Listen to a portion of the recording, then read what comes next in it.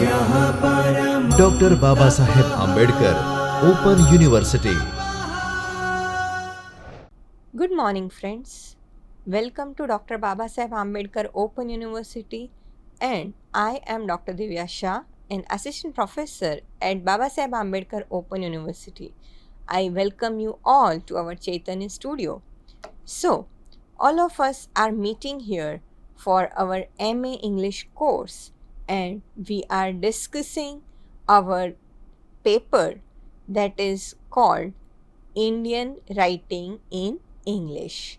So now all of you are aware of this term Indian writing in English.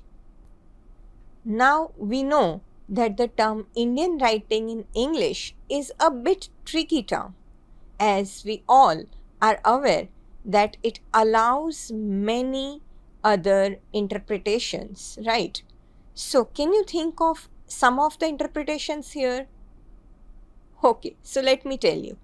For example, you can say that here Indian text writing in English, or it can be interpreted as Indo-Anglian literature, right? According to Premanand Kumar, the term has gained an established place in the curricula of Indian University now, and in comparison to 1950s, a larger number of Indians are now writing and publishing in Indian language, in English language. In the discussion of Indian writing in English, variety of genre such as novels, poetry, autobiography and other genres can be discussed in detail. But today my focus is on modern Indian theatre. As you all know that our text for today's discussion is the play entitled Tara by Mahesh Dattani. Modern Indian theatre includes the term Indian theatre, right? So, when you come across the term Indian theatre, what comes to your mind? We know that theatre is inevitable part of ancient Indian culture. You all know Kalidasa. You all know Bharat Muni and his Shastra, right? That is Natya Shastra. So, we all know that theatre is part of our ancient Indian culture from the time of the emergence of Sanskrit drama and its tradition, right? Or the folk performance, right? The folk artist and the folk performances you also know, which is very, very popular and integral part of rural India. However, today we are going to limit ourselves to modern Indian theatre.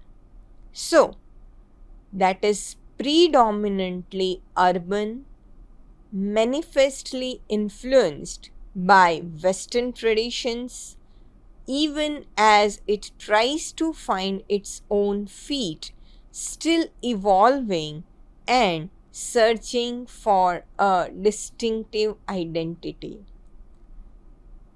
I know you might be curious and wonder, why did I say that it tries to find its own fit, still evolving and searching for a distinctive identity? So why did I say that? So let me ask you a question. How many names of the playwrights come to your mind when someone asks you about modern Indian theatre? Can you tell me? You might answer some names such as, okay, you know Girish Karnad, for example, right? So let me tell you that Girish Karnad, who writes originally in Kannada, right? He is a Kannada playwright who translates his play into English himself. A number of playwrights whom you know, for example, who write in other Indian languages are translated into English, right? And some of the popular names are, for example, can you think about them? Okay, so let me tell you. They are Vijay Tendulkar, Mahashweta Devi, Badal Sirkar, and so on. Right? So Tendulkar writes in Marathi, whereas Devi and Sirkar writes in Bangla. Those who are written their plays originally in English, so can you find out who are they? Okay, so some of the names are Manjula Padmanabhan, right, whose play Harvest won a major international award. Others are also there. Those who have written plays in English, whose name you may recognize, they are Nizim Ezekiel, Cyrus Mistry, Jeev Patel, and Guru Charan Das, and Dina Mehta. Right. So these people have written some of the plays, but they are very few, right? If we check the history of Indian, if we check the history of Indian English drama, it is divided into pre-independent period and post-independent period. So the pre-independent period of drama has some of the names such as Sri Aurobindo and Rabindranath Tagore. I can remind you of Tagore's play such as The Post Office and The King of the Dark Chamber, right? These two works by Tagore, but remember they were also translated. The other major playwrights from this period, from the era of pre-independence, are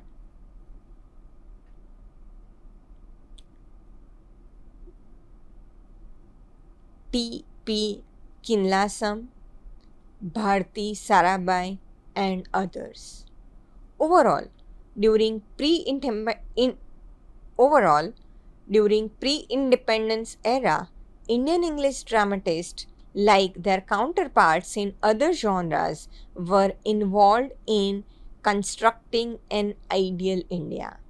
For this, they mined the epics and Puranas, the lives of saints and history.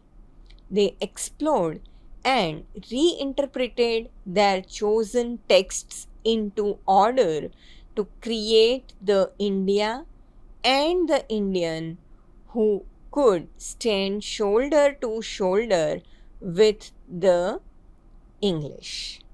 So, this was the motive of writing of plays during pre-independent era. The Indian they constructed was necessarily Hindu because of the past that they were uncovering in its glory. Now, the post independence Indian English drama does not come with major changes as you might think, right? So, it you don't find many changes very suddenly, but yes, the first 5-year plan did give conscious thought to the performing arts and National School of Drama, very importantly, and various state academies.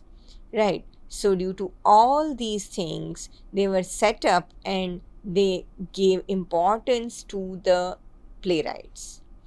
Before discussing about Mahesh Dattani, let me get you brief idea about the plays and playwrights of post-independent era.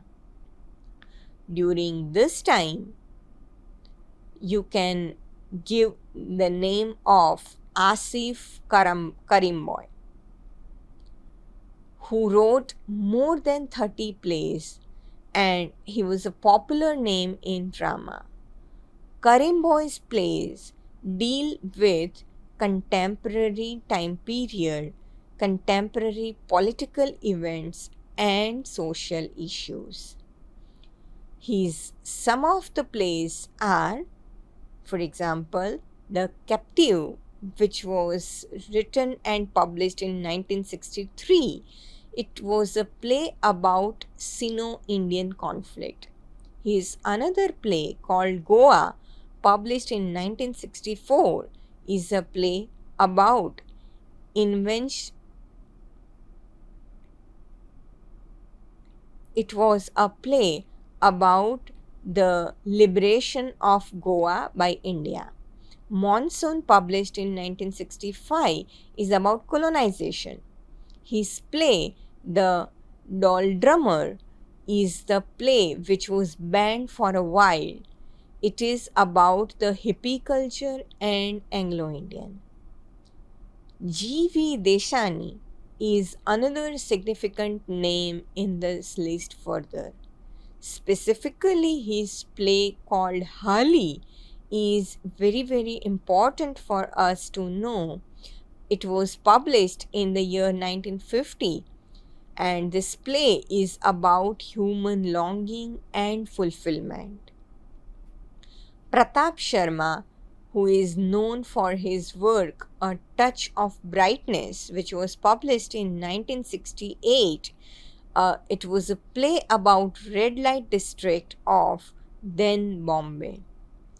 It was banned for some time in Bombay once again due to its bold theme and bold treatment given to the play. Some other plays, such as Dina Mehta's The Myth Makers, Gurucharan Das' play Larin Sahib, Cyrus Mistri's play Doonganji House. These are all well known and very much acclaimed play in the list. Among the recent playwrights are Manjula Padmanabhan, as we have already said. She is a popular name which one must remember. Her plays like Harvest, which was published in 1997, Lights Out, and Gaslights are very significant.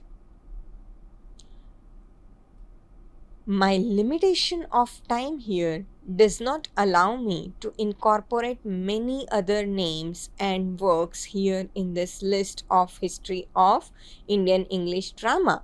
But for further reference, friends, you should refer to K. Iyengar's work, Indian Writing in English, which was published in 1962. There was one more important book which you can refer to, that is Bruce King's work, that is Post-Colonial English Drama, Commonwealth Drama since 1960, which was published around 1992. So, talking about this entire background of modern English drama, now let us talk about Mahesh Dattani, right, who is important part of this group. Mahesh Dattani has been a well-established playwright, stage director, script writer, and a filmmaker. Born in 1958, he started his own theatre company called Playpen in 1986. His very well-known overview of plays, out of which Final Solution earned him the Sahitya Akademi Award in 1998, has been staged all over India as well as outside. His plays were performed in London, Leicester, New York, Washington DC, Sydney, Colombo, and Dubai. Beside conducting regular workshops on drama and theatre, Mahesh Dattani is also famous for his radio plays, right? He wrote radio plays for BBC 4. In the genre of cinema, his first film, Mango Saflu, has adjunct Best Picture in Barcelona Film Festival 2003. His second film was Morning Raga with Shabana Azmi, a very talented actor. As a director, he gave films like Dance Like a Man and Ek Alag Mausam. If we discuss about the plays he has written till now, they are Where There Is a Will, published in 1988, Dance Like a Man, published in 1989, which was obviously converted into a film with the same title. Bravely Fought the Queen, published in 1991. Final Solution, very popular play, published in 1993. On a Muggy Nights in Mumbai, published in 1998. Seven Circles Round the Fire, which was his radio play for BBC. Seven Steps Around the Fire, published in 1998. 30 Days in September, published in 2001. The Girl Who Touched the Stars, published in 2007. Brief Candle, published in 2009. Where Did I Leave My Parda, published in 2012. And The Big Fat City, again published in 2012. In his conversation with Utpal Banerjee, Mahesh Dattani talks about his life and influences. So, here I have brought some of the extract of his communication and in conversation with Utpal Banerjee. Here I am reading some of them for you guys. In answer to his early theatre interest, Dattani says, and I quote, "The first play that I remember going to apart from the ones at school was Madurai's Koi Pan Ek Foolનું નામ બોલો તો in Gujarati. Friends, you should remember that Dattani's parents shifted to Bangalore from Gujarat. So he memorized the play. He fell in love with the surreal world of theatre in an instant. At that time, again I quote, he says, "I didn't think I could ever be a part of this world. It was only in college that I heard of Bangalore Little Theatre, an immature group. I joined the group doing backstage work for them. It was great fun. I was keen to be an actor then. I did small parts, but very soon I switched over to direction." And he started directing plays there. Regarding role models, Dattani says, "I think Girish Karnad was a kind of role model he always followed, or he tried to follow him initially. He once told me that he enjoyed doing theatre and he acts in commercial films for money. He is the most important living playwrights we have in our country. Other models are Mahesh Elkuchwar, Vijay Tendulkar, and of course Madurai. I also admire Badal Sircar for doing what he believed in. He stopped doing proscenium theatre when he did not believe in it anymore." So, I unquote here. Now we will discuss about Tara and its gender connection in detail in the next lecture. But we should be aware of the fact that most of Dattani's plays do reflect its social interest. So, Dattani says, "I am strongly affected by social issues, especially when it comes to power play in class and gender, two important things. A lot of my plays deal with them and they remain the lead motif of my play." Tara. So here let me start with the play Tara. So Tara and Chandan are born conjoined, Siamese. So they are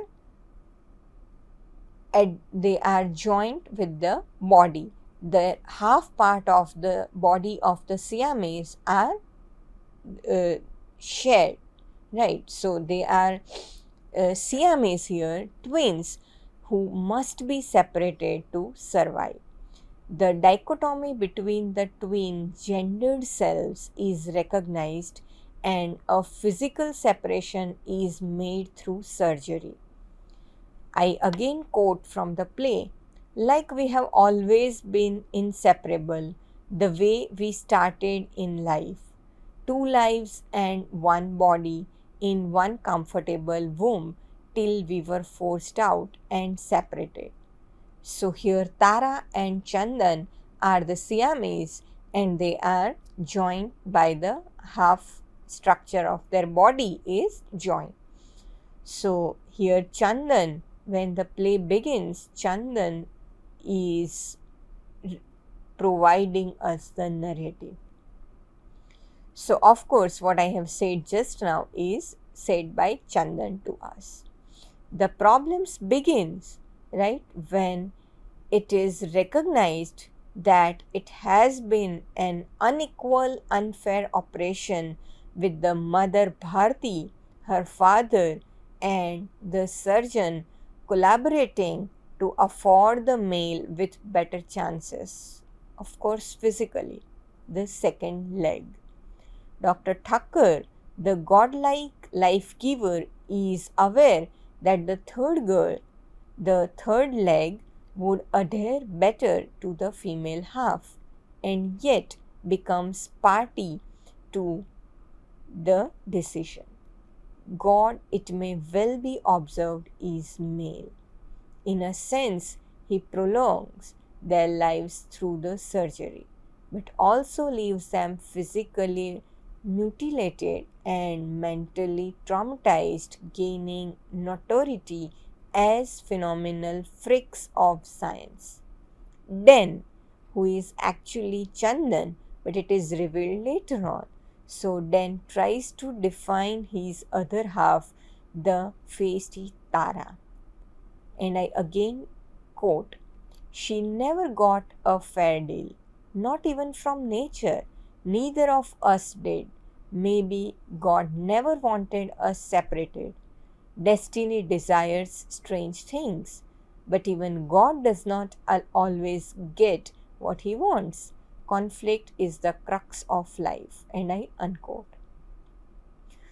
Here in the story, their father goes about trying to push his male and female children into separate grooves, into the stereotyped gender roles that would help them fit into the society, at the cost of hurting them both, since their own preferences seem contradictory to these expectations. Why? Because Chandan always wanted to be a writer, while it is Tara who seems more interested to go into the career like her father's. He is furious with Bharti, accusing her of turning Chandan into a sissy, teaching him how to knit.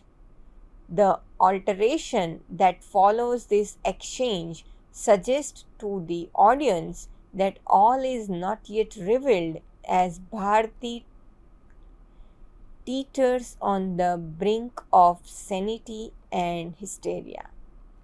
Patel, meanwhile, seems much well-guarded. Yes, call me a liar, a wife beater, a child abuser. It's whatever you want me to be. And you want them to believe you love them very much? I unquote. Again, Mr. Patel tells Tara, and I put into quotation, Tara, please believe me when I say that I love you very much and have never in all my life loved you less or more than I have loved your brother. But your mother, I unquote. But Tara has always been led to believe that it is Bharti who loves her the most, and it is she who has been discriminated against by the father and always gain the extra bit of affection from her mother, that is Bharti. This is why the play generates a death like response from Tara when she learns the reality, the truth. She was discriminated against because of her gender, but not by her father. It was Bharti's decision that deprived her of what she always wanted more than anything else in the world, a second leg. It is a shattering discovery for the naturally ebullient, ebullient Tara. And she called me her star. That's what her reaction. That's what the reaction of Tara. This is the crucial moment in the play that practically kills the female and tears her apart from the male. And Chandan moves far away, moves to return forever incomplete. So, friends, this was in general about Tara, the story of the Tara. Now, in the very next lecture, we are going to discuss Tara in detail. We will discuss the act by act, and then we will also discuss how the play has different dimensions, and one of the important and significant idea that we are going to discuss is the gendered perspective. So, see you in the next lecture. Till then, thank you all. Goodbye. स्वाध्यायः परमं तपः